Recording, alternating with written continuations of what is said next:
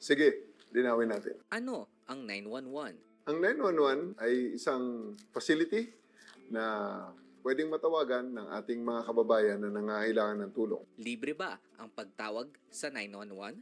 Opo, libre po ang pagtawag sa 911. Pwede ba kahit walang load? Yes po, libre po tumawag sa ating 911. Gumagana ba sa lahat ng network? Opo, ito po ay gumagana sa lahat ng network. Bukas ba sila 24/7? Yes, 24 hours. May sasagot sa inyo sa 911. Ano ang mangyayari pagkatapos kong tumawag? Pagkatapos pong tumawag ng ating caller, ito po ay kaagarang idinidispatch natin sa pinakamalapit na police station para po matugunan ang emergency call. Totoo bang may kota sa emergency calls?